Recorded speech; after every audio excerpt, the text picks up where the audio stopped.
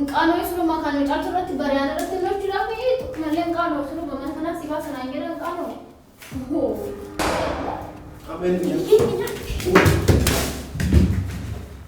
Atoof kabaji dursun saatu yoo oole. Kabaji. An kabajaa mana keessa jiraatan irra abdii na seenan. Maal jechuudha qo'aati na dhagaa. Abdii miti sin jedhee bara. Kanas karachaa jiru nu araarsii lamaanis hin jechaa jira. Tokkoffaa immoo mul ati maal haadha moo abbaa isaati moo maayeen ati riyaa isaati malee kan tursiisuutu kan heerumsiisuutu kanaan inni laallatee dheerumaa barbaade godha maayeen ati. Akkasii malee kaanuu araarsii maala jettuuf deebii kan kee amaneeti dhageeffadhu amaneeti nama filaasha bitatee nama qopheessa amaneeti isa sitaan jiraatudha yoo ati fuudhee hojii ala baatee mana kireeffatan osuma ta'ee ibsitu nabaasaa mana qola jira malee jedhaatu. Inni si baasu baatan ana si baasu. Maal jechuudha maal kan isaatti miti? Kan isaan mana keessanii malee mana akka ati waa itti gootee olii gadnamaas ta'u yoo ta'u argee jira garuu ammoo dhageeffadhu garuu ammoo funyaan tana qabee dhageeffadhu funyaan tana qabeeti mana kana kasi baasu ammoo anatu dhiitee gadhiitee mana kana kasi baasu. Sila jettee kootu kaamuu mana baasika amma mana baasu si wayii. Kabajiga amma Ashama harka fuudhee daawwattotaa fi hordoftoota keenya akkam jirtan nagaa keessanii nagaa galata rabbii han nagaa kudha isinillee bakka jirtanitti nagaanaaf taadha. Kunoo abdiin gaba bayee turee jira guyyaa 3 guutee jira siniin jedhee jira viidiyoo kiyya irratti illee sinitti himeen tureeyyuu. Egaa ani sababii kootiin illee ta'ee sababii biraatiin illee ta'ee minyoota wajjin achumatti wal arganii wajjin jiran ta'ee naagalaa hin jiru hanga amma sababii inni malatti ol deebi'aa hin jirre. Hundaafuu ani amma yaadni kiyya yaada sammuu kiyyatti yaade amma ajiin bahee bakka inni deemee beeku garuu dhufutti dhiyaachaa jira. Kanaafuu immoo ani kaameeraa koo saalaa irratti dhoofadhee dhugaa dubbachuuf ajiin illee amma baay'ee natti haaree jira. Kaleellee argitanii jirtanii viidiyoo irratti nawudhu malee umaa isaaf hin naafne akkuma agartan sana situ sababii keetii kun hundumtuu yaasuma balleessaa qaba maal naan jedhee waa baay'ee naan jechaa jira maal lolaa jira tureeyyuu. Egaa hundaafuu mee rakkoon qabu nan balleesse dhifama nan gaafadhaan isallee dhifama naaf godhiti ammaanii yaadaa jiru. Abdiin sababii kiyyaan mana kanaa bahee jira na fakkaata moo naagalaa hin jiru. Kanaafuu ani ergaas ta'e yaada kanammoo sitti qaba dirqamaanii kana si wajjin mari'achuun qaba malee inni wajjin mari'adhaanii.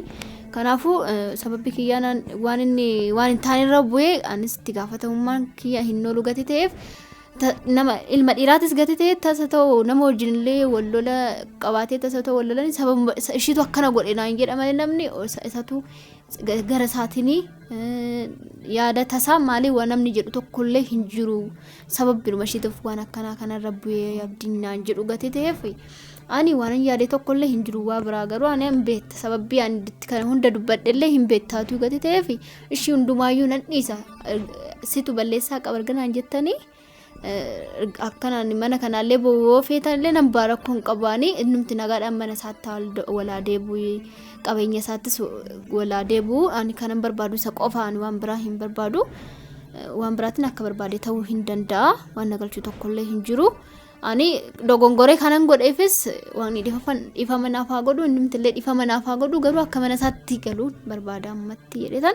Hundaafuu ani amma ajiin gara alaa bahee jira osoo inni hin dhufin saala irratti kaameeraa koo dhoofadheetan ajiidhaan immoo afisiillee hin araaramuu fedha.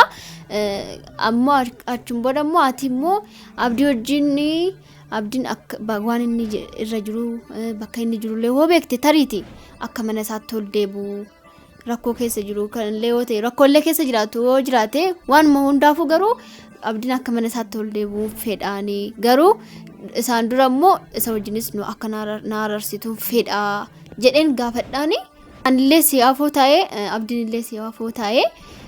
Anis waan keessa kiyyatti taaree waan keessa kiyyatti natti dhagahame hunda sitti ni madda inni illee sitti haa himatuti rakkoo eenyurra akka jiru balleessaan illee eenyurra akka jiru hundumaafuu ati laaltee waan jiru sana sirreessitee nu araarsita jedhee gaafadhaani daawwatataa fi hordoftoota keenya mee tole naan jechuu danda'a lakkillee naan jechuu danda'a hundaafuu osoo inni hin dhufin kaameeraa dhoksisan isa kana gaafadhaani hanga dhuma sagantaa keenyaa nu hordofan affeeraa kiyya.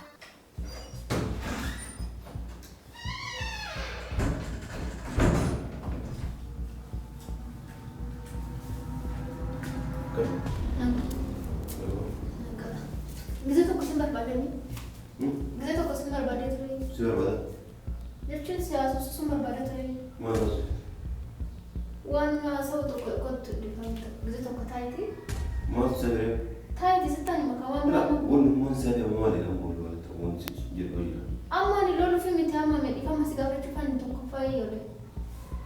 Ani fata maa walitti qabii mana qabata?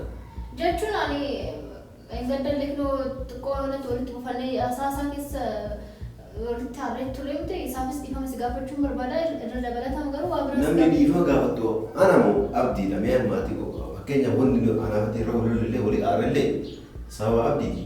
Na dhiifama gaafatamu abdii dhiifama gaafatu. Dura si gaafadhatan dammoo isa gaafadha ka'ee isaa maal cufaa waan isaa si gaafachuufan iyyuu ture yume.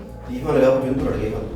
Dhiifama osoo hin gaafatin duratti asiitii dheengadda bitee isaaf minyootiin fuula balleessee asii bada jettisan jalqaba gaffiitiin iddoo kana kaa'e nakkenni yoo hangatee geebooti dhiifama qaba.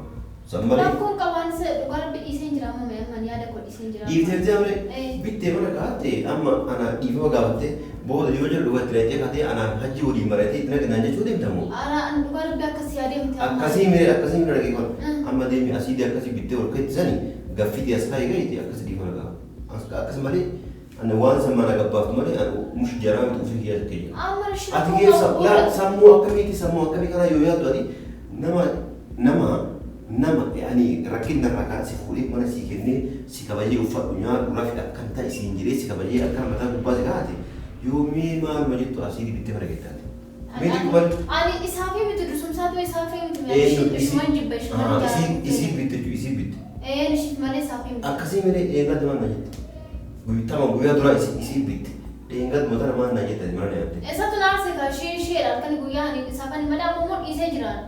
Waan akkasii yaaduma sanaa yoo dhiisee jiraan maal nagaa isiin maan sun maal si balleessee asii jechuun waan badaadha waan kunoo lubbuu namaa balleessu miidiyaa irratti yoo argu jiraatte kunoo namni yoo waan isa waliin dhaqee foon kun irra dhumatee lafee malee waan akka nafu isin maan sun mee maan si balleesse miskiina saayabatan ta'e wajjin nyaachaa turtanii wajjin rakkoo keessa dabartanii asuu dhuftanii wajjin dabarsuu jirtanii isii sammee asii biyyoo fuudhanna itti maal faayidaa irraa argattu maal. Amma ani waan akkana kan akka fi miti ammas immoo shumarra goraa jirtami ammaati. Isumarra goraa jirtan isirrallee gor abdirrallee gor dhugaa garuu danda'u dhugaa karaa iddoo dhugaadhaan qabadha malee nama tokko irra hin gor amma isin nama jirtu dhageeffatu isin nama jirtu isin saayibatii allee miti saayibatan ta'e sii wal beekan ana isi arge malee ana abdii isi ammoo osoo asiitti naqa jettee ati kaate asin dhiisu maaliif nama waan taate kanaafuu atama dhageeffatu waa dubbachuun duratti asiitii san fuudhi naqqe isa gatii eebooti ifasi godha yoo wali araramullee fedhe akkas walii isa araarsa. Guyyaa duraa kun akka jettee dhugaa dubbachuudhaaf isaa mana kana jiruu miti anummaan mana kana jiru ofuma kiyya shakkee ulaa yoo xiqqaatise afur shan duubaan kolmaa dheerate. Har'a hoo maaltu yaada si jijjiirsiseeti waan sanillee si kennaa isaallee maalidhaa dhiifama dhagaafachuu wanni si kaase maali? Maali? Ani maal dhiifama si gaafachuu yaadni kiyyaa amma abdiin maal mana kana maa badee guyyaa sadii mulu mana kanatti waliin deemin. Waliin deemne akkamiin mana kana deemanii yoo inni os deebi'e walaatti qollof daawwachuu gurgurta algaa caccabsitamee billaalee kan daawwata akka addunyaa waan akka argamee bara. Waanti xiqqoo sirbuuba. Sababiin magaalaa fi ishee amma olee. Xiqqoo sirbuuba sammuu fayyaa qabda. Yoo sirbuu jiraate haati keessatti yaasila jenna mana abiti keessatti. Amma ani naannoo sitii miti amma ajjaan waan jiru seeraan sirreessinaa ani abdiis dhiifama gaafachuu nan barbaada akka nu araarsittullee nan fedhaa sin jecha jedhama. Ookee suuraa koo qabu dhiifamaa fi araara kan har'a wanni si barbaachise maali antara uffanaa ibsiseerame. Maaliif adamma yoo ani walii si araarsee booda rakkoo wayii jala kanarra gahe namni duraa walii araarse hajjiidha jedhanii maal godha addunyaan guutuun maal godha yoo rakkoo isarra gahe namni hidhama. Ani akkas yaadamti waan ani yaadni sammuu kiyyatti waan ani yaadni maa yaaddan maajjinan. Ani kana yaade ani otoo mucaan kun sababii kiyyaan bahee tanaan ishii dogongora kiyya dhiifama naaf haa godhu miti sababii kiyyaan bahee yookiin nama wajjin illee waliluu danda'a waan biraallee isa qunnamuu danda'a booda inni gaaddisiin akkana godhee naan jechuu danda'a namni iyyuu tole namni natti murteessa.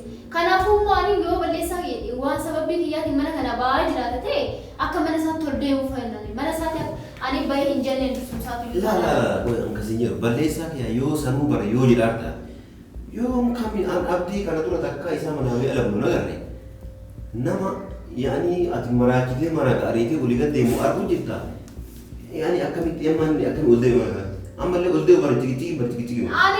Ani innumti yaadee bu'uura rakkoon qabaan hin tajaajilu biqilchiin barbaadu ammaan isaan garuu ani ifa manan gaafadhaan maaraarsi inni illee si dura taa'ee ani illee si dura taa'ee waan gara keetu waan naarsi tokko hundumayyuu dhugaa jiru sitti hima dhugaa jiru ati dabre osoo hin dhufin umii waa rakkatanii himan laa isa duba son taane isa fuulduratti ani si dura taa'ee inni illee si dura taa'ee waan isatti dhagaame sitti hime waan naannatti illee dhagaame sitti hime achuun bara rakkoon nurra jiru sana laaltee nu araarsitan tokkoffaan akkanani akkanatti muddamee araaramuu fedhe immoo ani jechuudha dhugaa dubbachuuf amma mucaan kun gadi ba'ee mana isaati guyyaa sadii muluu mana isaatti waliin deemanii miti sababii kiyyaan erga jettanii booda immoo dhaqee mucaan marsii sun immoo waan ta'een laatteenii waan ta'etti ijoorsitee ajjeestee immoo booda gaaddisee ajjeesin ajjeettanii hundumtu keessan hundatti mataa harka qabuudhaaf kanan beekan. Gaaddisee ajjeesee ati ajjeesuu irraa wanni ati bistee malee fakkeenyaaf abdii marqatuu qabdi jirutti nama filaasha mana bittee fi billaaleesh filaasha mana bittee fi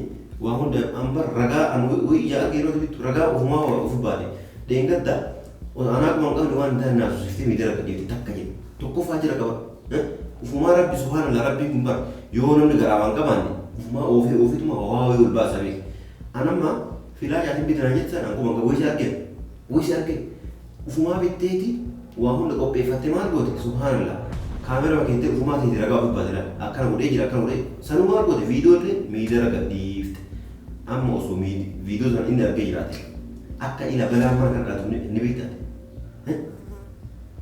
amma walumaa galatti abdii bakka fedhe bulee iddoo fedhe taa'e iddoo fedhe dhiise amma walumaa galatti abdii waan tokko waan godhutee hojjeta atiivisiin illee dhageeffadhu atiivisiin illee yaa akki yoo fedhan isii lama walii araarama yoo fedhan isa abdii anatu jaartii ilaaleeti waa hundatti fuudhuuf deemu akkasii laa ani kaamoo osoo abdii waamtee fiddee toon naarsee mana kana nan du'a malee bahu dursumsaatu yoo taanaan kana kun olaale ani tokko araaramuuf fedhaan oromoo mammaa jaartii maraattu mammaa kemaa jettee jedhan beekta akkana iftu kadi miftuu jettee jedhan ibidda mana qabdee atamu walumaa gala baruuna idee martu dirqimaan yaanii abadan anama waa hundallee jedhu walumaa gala amma ni waa biraa sin gaafanne min nu araarsi jechuun tur kanas karachaa jiru nu araarsi lamaani sin jechaa jiru tokkoffaa immoo mul ati maal haadha moo abbaa isaati moo maayeen ati riyaa isaati malee kan tursiisuutu kan heerumsiisuutu kanaan inni laallatee heerumaa barbaade fuudha maayeen ati akkasii miree kaanuu araarsi maal jettuuf deebii kan kee amaneeti dhageeffadhu amaneeti nama filaasha bitatee nama qopheesse amaneeti isa si asin fidu yoo rakkoo jiru na himattee akkana kana jettee naa kakattee sanuu lafaaf wanna qabattee naa kakattee malee mana kana araarra hin jiru takka jedhe maaliif amanee mucaa nagaa mana isaa jiru booda maqaan biraan naaf oola yaani isatu osoo hajjiin bira jiru akkas godhee nan jedhani lammaffaa ati abba maarree ka jettu inni obboleeskii si galame obboleeskiyya akka barbaade tabarbaade ofii kee jaaladha itti fuudhuun kee dirqamaan ta'e kanaafuu isin akka fakkeenyaaf osoo ittuun heerumne osoo walittuu nikaayi walii hidhatanii waliin jiraachuun eegale namni akkana ibiddara nama kaa'e booda guyyaa wal fuutan haadha gommaa dhaattee lafarra saala kana irra harkisuu malee hundi isa jira walumaa isa jira jedhan. Ani mi'a minaa sin jedhe malee waa biraan waan akkanaa kana keen akkana ta'e asin taate ati billaan waa yoo manti kaasee beekan dursumsaatu iyyuu tolu. Ani waan akkanaatu sammuu keetti yaadee beekan dursumsaatu iyyuu amma ani yaada aariyaarii keessa waan taane. Aariyaarii keessa namni billaalee namni algaa irra bulu nagaa irra bulu caccabsu nama osoo isaa ilkaanii nyaata waan hin beekan. Amma akkanitti amma aljiin gise sanaan atoo agartee miti isa ilaa dhokochuuf miti kana sitti iyyuu himeen ture iyyuu maayinaa. Isa jalaa dhokochuuf algaa wanni wal fide malee isa jalaa dhokattee dhuftee shinti beekee ofitti qoluftu mana keenya seentee cufattu wanni seera dhokattu algaa isa jirtu maal. Tole asitti tola lolaa kamta simbira darbee deemaan. Simbira darbee yoo fedhe yoo qabe si otoo malee hojjaa jira siyaatu. Amma ta'u shi kan darbee yaatu amma kan naaraarsi sin jedhe malee waa kana dubbadhu sin jedhe maal ji'ate kan hunda kan dubbatu. Dursumsaa du'anii yaadumaa iyyuu ani kan si gaafadhe beeku jechuudha. Ati dudduu teessee akka nu aarsitu na gaafa hin barbaade malee jechuudha. Boroo barbaade abdiin ofuma isaati yoo dhufe abdii mee dhifama akkana jennaan inni waan takka hammaati asootti dheeraa kana osoo hin haasa'in hoggusu araaramne. Garuu ani hundaafuu xiqqaatti dubbattee wayyaa itti. Waan qajeelu mee wallaahi naa kakatta quraan matsaa fidee sii fida yoo mana qabdaa ture qabadhu naa qabda. Mucaa kana waatti gootee kan waatti gootee akkana kalaan dhibbaan nama si shakkeera waatti gootee kan gootee Maal tu godhata kiyyaan dura gowwaadha. Jazbaa argatanii kan waata horii argatanii gurra qabdanii akkana akka horii yaani akka harree masakatanii horii gad bakka inni akka ofaarta kana dhageeffatu. Jazbummaa isaa gowwummaa isaa itti agartanii garuu nama aslan dhiira jechuun kan dubartii jala deemu sun taane jaarsa jechuun kan dubartii bulchisu sun taane kan inni ofii dubartii bulchuudha. Isinis dubartiin nama akkasii kabaji. Kanaafuu amma ati babdi osoo walitti illee hirumtanii waliin taatan waan ta'eef ana ammoo yoo rabbi jedhe yoo walii arramtee walii arramu waan ta'e illee yoo inni mana kanatti deebi'e ati ni baata. Inni hin ta'aman ofii. Kanaafuu walii jiraachuun yaani hin dandeessa waan ta'eef nagaan jiraachuudhaaf atiif mucayyoon ala baatanii mana kireeffattan mana inni si baasu waan ta'an si baasa. Maal jechuudha malli kun kan isaatti miti? Kan isaatti mana keessanii malee mana isaatti. Inni waan akka rakkoo yoo barbaade mana guutuu jalqaba ana kireessii isa ofii galcheera kanaafuu isin naamtaa nama ta'eef isin lama ofirraa baasee isa mana galchaa barbaadan mana alaa kireeffadha yookaan dhiisa. Yoo inni isin baasu idee anatu isin baasa cinqii dandeenya lafa. Si garaa Sumsaatuyyuu maal si cinqee taate mana abdiitti akkamti na baasuu dandeessatu moo kan caaltuu irratti bartee nurratti hojjechuudhaaf deemtaati? Kan caaltuu irratti barattee?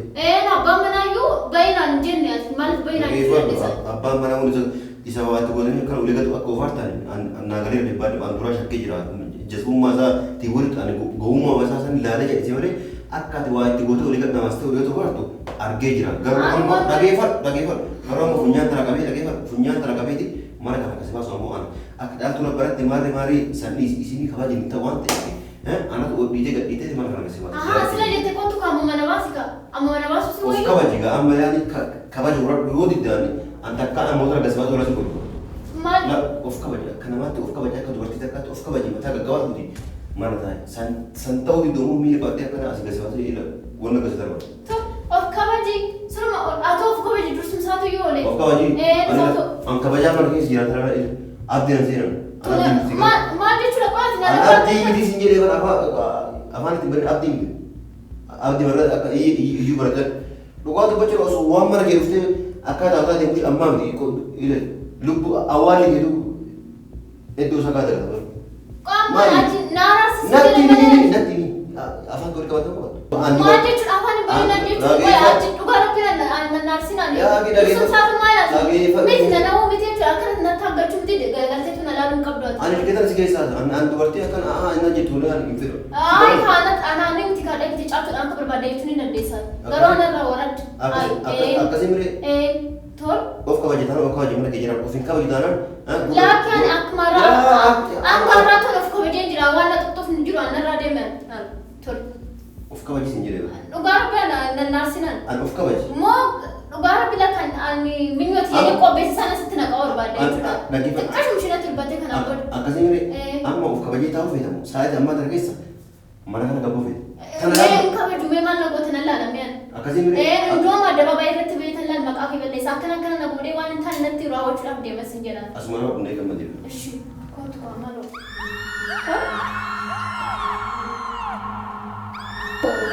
Qaamni isa makaan caatu irratti bareedaa irratti natti dhaabee malee qaamni isa makaan si baasan ayyaana qaamni.